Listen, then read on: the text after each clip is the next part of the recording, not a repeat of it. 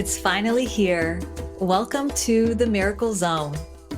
More than a podcast, this is a sacred space for visionary leaders and heart-centered entrepreneurs who are ready to take off the masks, set aside the roles, and step into the raw, magical truth of what it actually means to lead in these transformational times. More than just building a business and a brand, you know that you're also here to share your medicine, lead a movement, and leave a legacy.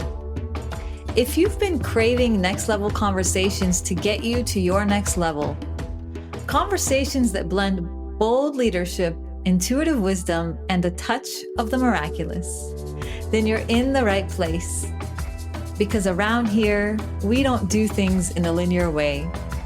Whether you're already running a thriving business, leading a dream team, and impacting millions, or you're still on your way there, here we'll break free from the old ways of doing things and step into a multidimensional way of creating and leadership.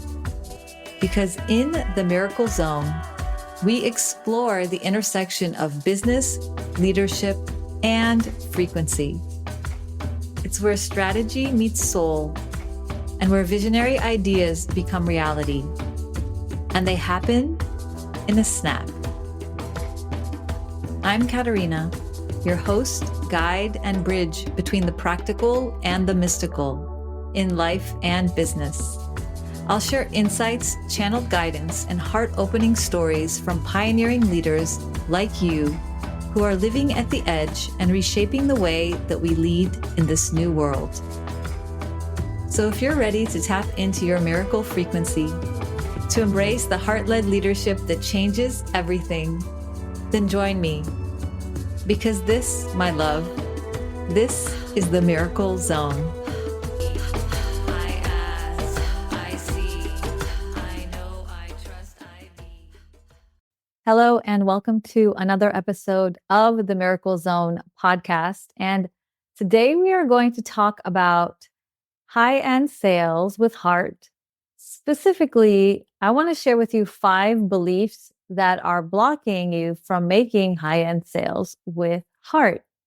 And I'm going to dive right in because I want to make sure that we get through all 5 of them and share with you the very first one because it is inspired by an experience I recently had that really got me thinking, a buying experience. I was the buyer that really got me thinking about what these beliefs are that really get in the way of us making these higher end sales or higher value sales, depending on how you view them. And as soon as I thought about this one, I also thought about other ones that came up in working also myself, but also working with clients. And so I have clients, some of them are just starting out, so they're quite new to sales, or they have a lot of sales experience from another industry and they're moving it into the healing space, the coaching space, the wellness space. So there's some that are there, but I also have clients that have well-established businesses. They're seasoned entrepreneurs and CEOs. They have multi-7-figure plus businesses. And these are beliefs that I see come up actually no matter where you are on the continuum. Some of them apply more to you if you have a larger business with higher turnover and have been doing it for a while. But even then, I think we still need these reminders. Again, I've also encountered them as a buyer, and I do make some big investments as well. And I'm always surprised when I face these from a receiving end too. And so I really think there's something here for everyone to tune into and to just reflect on if any of these that I'm going to share is, like I need to spend some time with that belief and really seeing what's at the root of that and seeing what I can do to clear it so I can be doing these sales from the heart and not from the mind that is the one that is influenced by all of these thought forms. And that's why I really like to talk about leadership and business and frequency as well, because when we're stuck in the mind and these beliefs, they're influencing our outcomes and what we're creating and what we're able to create in our businesses and sales, as opposed to really being with the frequency of what's present and who is present and meeting people heart to heart. I really feel like when I'm working with my clients, we have some sort of soul contract or soul agreement to do something together. to build something beautiful together, right? And when I'm up here, I'm not able to really feel that in terms of sales conversations, in terms of what I'm creating in my offers. And so it affects your business in many different ways. So I'm going to jump into the first one that came up. So I recently had to buy a new pair of glasses. And so I went and I did my exam to check, and it was lovely because my eyes got better. That's happened the last 2 times, which is really fun. And so I had to reduce my prescription and get some new frames. And so the woman at the shop was very lovely. She was quite young and really helpful and friendly. And she was showing me different options for frames for glasses, which is really helpful because it's really hard to actually pick, I find, and really see what fits the best when there's so many options. So she was doing a really beautiful job of helping me select and getting a sense for what I liked and then bringing me a couple of options. And so she brought me one pair and I liked it, another pair. And I had 4 pairs and I liked them, but I didn't love any of them. I was stuck in a tie between them. And then she gets this look. She's like a little nervous, a little bit bashful, but there's one more. And then she goes to another part of the store and brings me a 5th pair that she thinks I will like and hands it to me really nervously. I have them in my hand. So she handed them to me and she's, you could try these ones. And so I just took them from her and I put them on. I'm going to put them on now if you're watching on YouTube, right? I put these on and I just love them. They were somewhat similar to the others, just slight differences from the others. They have this like beautiful kind of turtley look to them. They were just the right shape. And I was so excited. And then I realized the reason that she hesitated to show them to me is because they're way more expensive than all of the other ones. They're designer, right? They're Dolce & Gabbana. And so she was hesitant to show them to me in case I couldn't afford them or in case I liked them, but then couldn't get them. There was just something there that she internally had some, oh, like, I don't know if I should show her. What if she likes it? Or she made some assumption about what I would want and almost didn't even show them to me. And so this is an example of something that I've seen clients do. I know I've done it in the past is when we see somebody, we have these beliefs and assumptions and judgments and often projections about what they can or cannot afford. And so we might think somebody wants something more basic or they can't afford our more premium offer, our designer equivalent based on who they are, their experience, what they look like, what they're wearing, or the number of followers they have, or whatever. We make all these assumptions. They might be the exact kind of person like me these are fabulous. I am so excited to get these and wear these on my face every single day of my life. Like, it's so important for me to love the glasses that I'm wearing because it's something I wear them really often. And so again, she almost didn't show them to me. And I could feel her discomfort. I felt it was like so strange the way she broached the whole topic and brought me this other pair. And I was like, oh, these are it. So that was for me just a really recent example of one of the beliefs that really keeps us from making these higher end sales or higher value sales with heart is these assumptions and this discomfort that we then bring to whether it's sales conversations, whether it's to an offer we want to really create, but we're like, no, that will be too big or too much or too expensive for somebody. Even if you're already selling high price point things, one of my offers is over 100K, right? So even if you already have higher price point offers, there's still a belief that if there's more that you can offer, that there won't be a market for that. And that isn't necessarily true. And that's actually us and our biases. And it's really important to just be present with that. The second belief I want to talk about is really similar to the first one, but it's the flip side. So I was having a conversation with one of my clients a few weeks ago, and she was sharing about she was going to have a sales conversation with somebody and how she didn't think that the price point of her offer was going to be an issue with her because this woman was quite wealthy and she didn't expect to get many objections or anything like that. And so I pointed out to her, I said, we need to be really careful to what we're bringing to sales conversations, including this assumption, right? Just because somebody is wealthy and has a lot of money to spend or makes a lot of investments in their own business or in their own life, it doesn't mean that they aren't going to be discerning about what they're investing in. So we still need to show in a sales conversation the value that we're bringing. We still need to make sure that it's aligned for them and aligned for us. And the results that they're going to get are really aligned with what they're looking for right now. And also that we are the right person to support them with that. And so just because somebody can pay for something easily doesn't mean that they necessarily will. And so we also need to be really careful of that belief. So that one is another one that we want to keep in mind when we are going into a sales conversation or when we are pricing our offers.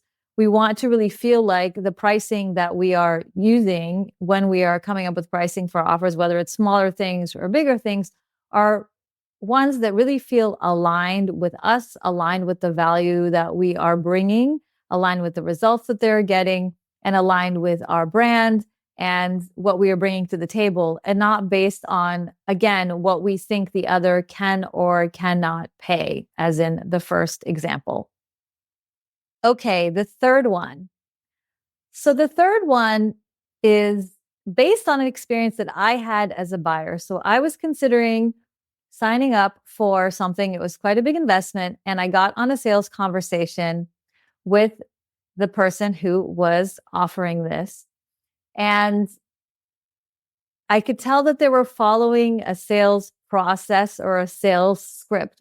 And there's nothing wrong with that, especially if you're starting out and especially if you're advanced. There's a natural flow to a sales conversation, checking in for, what they're really looking for and what support needs they have, and then going through the whole process in a way ideally connected to your heart, really in tune with them, and not just going through a script point by point and following somebody's outline that they gave you, right? Whatever your coach is, without making it your own. So there's some basic sales conversation things there too, which I love to get into. Maybe I'll do a separate podcast about that. But here we're really talking about the beliefs that are getting in the way of high-end sales with heart. And this was exactly that kind of context. I knew this facilitator, but not very well. I expected them to be very connected to their heart. Otherwise, I wouldn't have been reaching out to them for support in the first place. And I also knew that their pricing wasn't going to be super cheap. And so I wasn't expecting that going into it. But what did surprise me was it seemed like they were really married to the process of going through the sales conversation and script, and not so attuned to me and how I was showing up and my frequency. So I showed up for this conversation already knowing that I was a yes. I already knew that I was a yes. And I expressed that from the beginning. I said, I'm so excited for this. I'm really excited to connect with you and get to know you better and to find out more, because I'm a yes. And still, they took me through the whole process of getting me from point A to point B to point C, to then making the sale, to handling objections. Here's the thing. I didn't have any objections.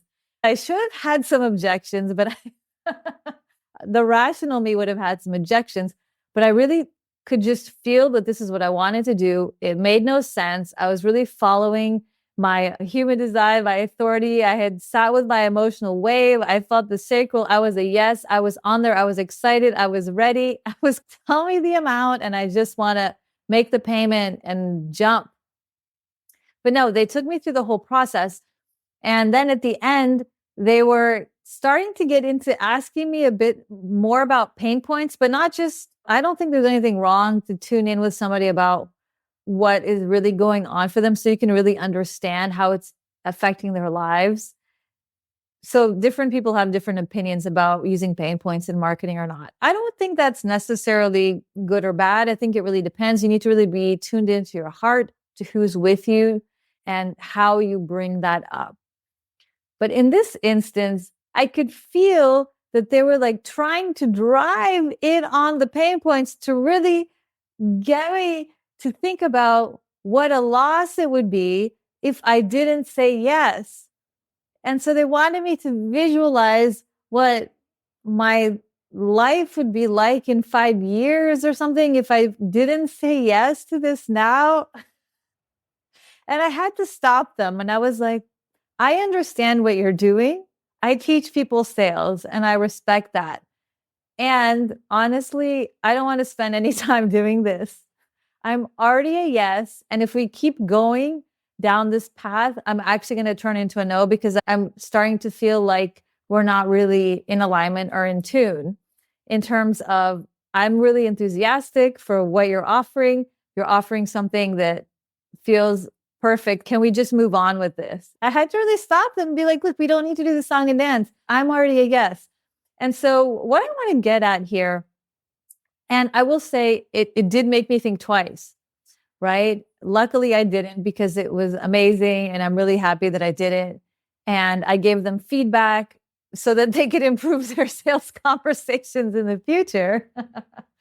But what I want to get at here is for the third belief or third assumption that we're making is sometimes we're assuming that people are showing up and they're not sure and they haven't decided and they have objections and that we're going to have to do some work to get them from point A to point B to the sale when that might not even be the case. I understand it really depends on your business and what you're selling and who you're selling to. I know in mine now, most of the people, by the time they get on a call with me, they are genuinely interested and considering something. It's not always going to be a yes, and that's not my intention either. It's really for us to both feel into it. Is there something here that we are meant to create and build together? It's a two-way conversation. But there's nobody showing up with a bunch of objections and a bunch of things that we need to go through to get them from point A to point B. They might have some questions. We'll address them. So it's still a conversation, but it's not this. Again, it depends on what you're selling, who you're selling to, but it's really important to be aware of this belief because a lot of us, regardless of whether we're starting out or have very advanced in our businesses, we still receive this experience, this in sales indoctrination from this world of bro marketing that we need to make the sale when really, when we are connected to ourselves and to our hearts, connected to our mission and to our purpose, connected to what we are here to deliver in the world and how we are here to serve people and to meet people in their transformation and co-create with them, then it's already been in the process. It's already been in the weaving. They have already been looking for us by the time they find us. And we have already been creating the offers for them by the time they find us. And so it gets to be easier than that, right? And sometimes it's not the right time and it's okay. And they might go away and then they may come back when they're ready. And that's totally fine. And so there's an element of trust in every conversation that we have and that it's meant to be in some way. And sometimes it can be a yes and it can be a no, and we'll navigate that in the moment. But we don't need to assume that there will need to be all of the sales and heavy lifting. Once we're really embodied in the work that we're doing, embodied in our offers, and approaching these conversations from a regulated place with a regulated nervous system, inviting them into a place where we can also have these conversations with them in this kind of frequency and not in this tension on both sides, including on our side of, will they say yes? Will they not? What objections are there? How do we address them? So I wanted to mention that one too, because that one was something that from a buyer's perspective really influenced my understanding and my experience then when I have sales conversations with others as well. Okay, number 4. So number 4 is one that came out of a conversation that I had with one of my clients recently because she wanted to sell something around the 300 price point. And wasn't able to do that. The offer just wasn't selling. And then she was saying, oh, but I'm not going to then do my $3,000 offer because I can't even do the 300 one. So the assumption or the belief that I want to bring to the table here for us to consider is one that if I can't sell a lower price point thing, I can't sell a higher price point thing. And I want to share a personal story from my experience when I was starting my business, which really taught me very early on that is not the case. So I was working with a coach at the time, a business coach at the time, who was amazing. And her process that she taught us was start with a small bite-sized offer. And then over time, you can make the offer bigger and the price point bigger. And this is a really beautiful idea. And it does work well for a lot of people is when you're new to sales and you're not comfortable, you're getting more comfortable with bringing higher and higher numbers to the table. And so she was suggesting selling something at $99 and then using that as your first thing because your nervous system won't get as activated. You won't be as nervous to get on the phone with somebody or to create a product that's $99. She was specifically referring to coaching, right? So it's supposed to be like a super easy yes for somebody. It's $99. Get them in, they'll experience you, and then they will be more interested in continuing with you and your higher price point offers in the future. Again, nothing wrong with that approach. And I actually saw it work for most. It was a group coaching program. I would say at least 75% of the people in the group, that approach worked for them. Meanwhile, for me, I didn't sell a single thing for $99. I just couldn't. The copy was good. The sales page was good. The offer was amazing, but it just wasn't landing. And so I was confused and I had a conversation with a sales coach. So in addition to my business coach, one of the very first investments that I made in my business, which was quite a big investment at the time, was in sales training. And so I was speaking with the sales coach specifically, and I said, look, I don't understand.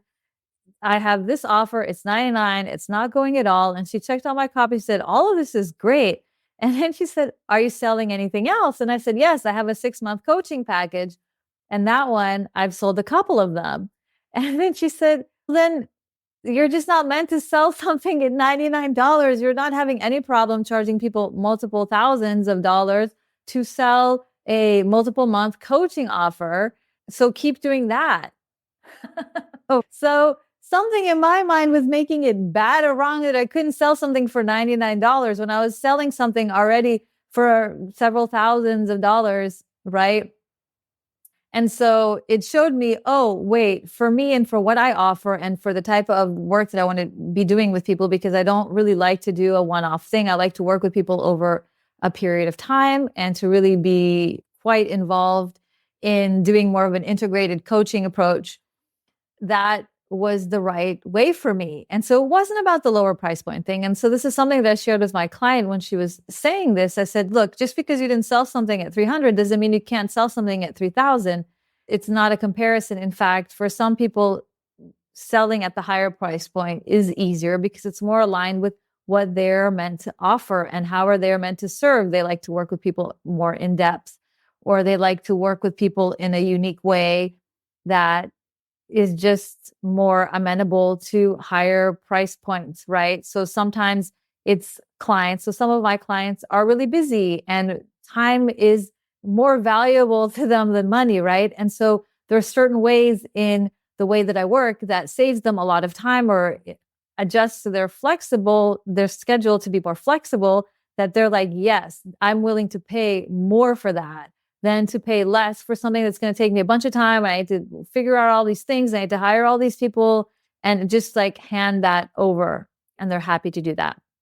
So that's the fourth one, is we don't want to assume that just because we can't sell a low price point thing, we can't sell a high price point thing. Now, the fifth one I'm going to complete with is very connected to that, but different. And that's the assumption that selling something cheaper is easier. Selling something cheaper is easier. And that's a belief. It makes sense. We would assume that.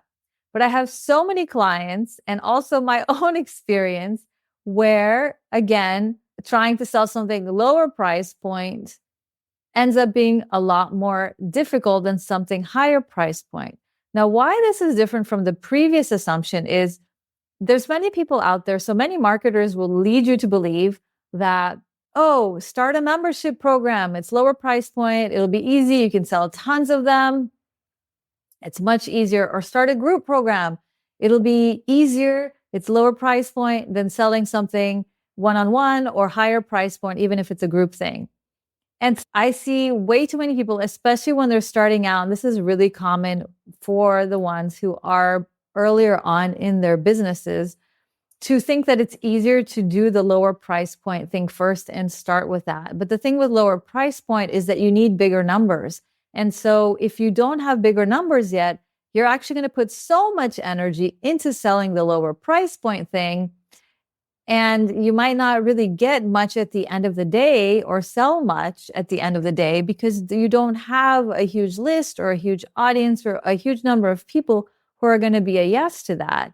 And one of the things that I remember learning from one of my mentors is it takes almost as much energy to sell, or if not the same, to sell something that's lower price point than something that is higher price point, right?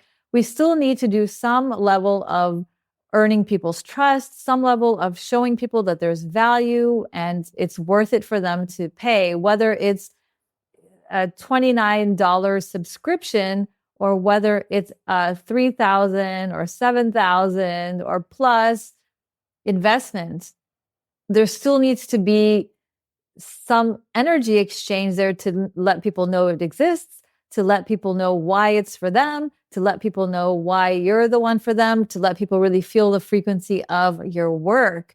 And so it's not that it's super low price point. So I'm going to send one email and then everybody's going to buy and I'm not going to need to send any more emails. No, I might still need to send 5 or 7 emails or something like that, whether it's lower price point or higher price point, or if you're using more social media, or if you're working with ads, there's still going to need to be some investment of time there or money there to reach more eyeballs. And so it's not just easier just because it's cheaper. People are going to be like, whatever, I'll just get it, right? There's still some sales psychology there. There's still some intentionality there that we need to keep in mind when we are doing these sales decisions related to what our business model is, what our offer pricing is, what the sales conversations are that we're having. We need to keep that in mind. So I'm going to pause there for today and just invite you to tune into these 5 areas, these 5 beliefs that I've mentioned today that could be getting in the way of you making more high value, high end sales with your offers in your business. And also remind you that, again, a lot of this is because of what's going on in the mind, in our beliefs and the thought forms that are clouding us from showing up mostly from our heart, ideally all from our heart when we are meeting people who could be potential clients or customers in our business, and showing up with an open heart and really able to tune into their frequency and our frequency, what we're offering, what they're looking for, and genuinely helping them make that decision, whether it's on a one-on-one conversation or something that we're sharing on social or via email or another way that we're selling to them, helping them make that decision from a place that has their best interests at heart and your best interest at heart. Is this somebody that's aligned with somebody that I want in my community, that I can really support, not just with this, but with other things in the future? And so much of that is about, okay, how do I show up with a regulated nervous system and with my energy open, with my heart open for whoever is walking into my space, be it an online storefront or a storefront like this lovely lady who is selling me these glasses that I absolutely love, to make sure that we are giving people the opportunity to get the highest level of support and benefit from what we are offering out into the world. That's it for today, and I will see you next week. Bye now. Thank you for tuning in to the Miracle Zone. Don't forget to subscribe so you never miss a transmission. And if today's episode and conversation resonated, leave a review and share it with a fellow visionary leader. In the links, you can access my free Miracle Business Blueprint, the 7-part framework I use with my clients to create a thriving, scalable, and self-sustaining business that gives you more freedom, not less. Plus, you'll receive a guided process to identify where to focus first so you can spend more time leading in your miracle zone right away. Let's build the new as a collective for the collective. Together, we're not just creating miracles, we're living them. Until next time, stay in the miracle zone.